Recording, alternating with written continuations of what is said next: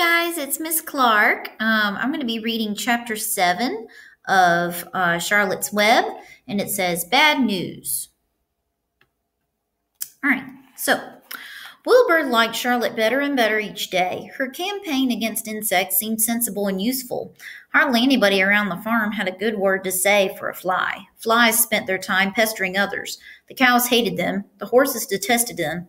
The sheep loathed them. Mr. and Mrs. Zuckerman were always complaining about them and putting up screens. Wilbur admired the way Charlotte managed. He was particularly glad that she always put her victim to sleep before eating it. "It's real thoughtful of you to do that, Charlotte," he said. "Yes," she replied in her sweet musical voice. "I always give them an anesthetic so they won't feel pain. It's a little service I throw in." As the days went by, Wilbur grew and grew. He ate 3 big meals a day. He spent long hours lying on his side, half asleep, dreaming pleasant dreams. He enjoyed good health, and he gained a lot of weight. One afternoon, when Fern was sitting on her stool, the oldest sheep walked into the barn and stopped to pay a call on Wilbur. "Hello," she said. "It seems to me you're putting on weight." "Yes, I guess I am," replied Wilbur. "At my age, it's a good idea to keep gaining." "Just the same, I don't envy you," said the old sheep. "You know why they're fattening you up, don't you?"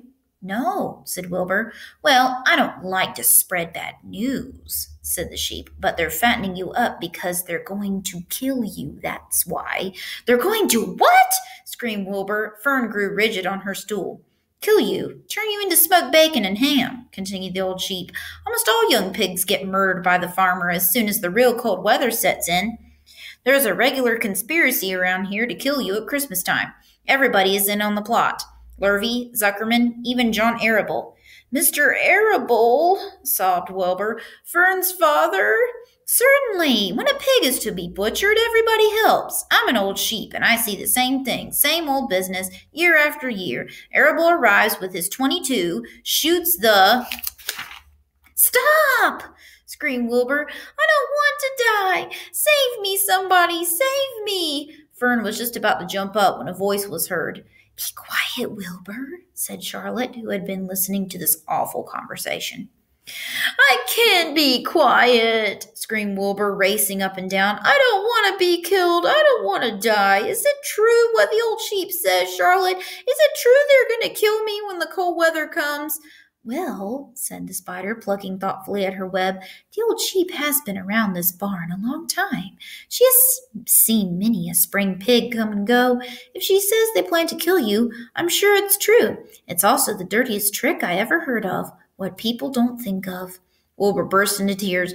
"I don't want to die," he moaned. "I want to stay alive right here in my comfortable manure pile with all my friends. I want to breathe the beautiful air and lie in the beautiful sun." "You're certainly making a beautiful noise," snapped the old sheep. "I don't want to die," screamed Wilbur, throwing himself to the ground. "You shall not die," said Charlotte briskly.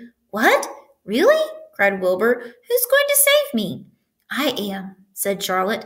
"How?" asked Wilbur. "That remains to be seen. But I'm going to save you, and I want you to quiet down immediately. You're carrying on in a childish way. Stop your crying. I can't stand hysterics."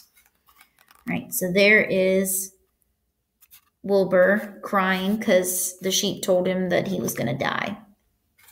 All right, so that was chapter 7, and I will read chapter 8 tomorrow, and I will see you on our Google Meet. Bye.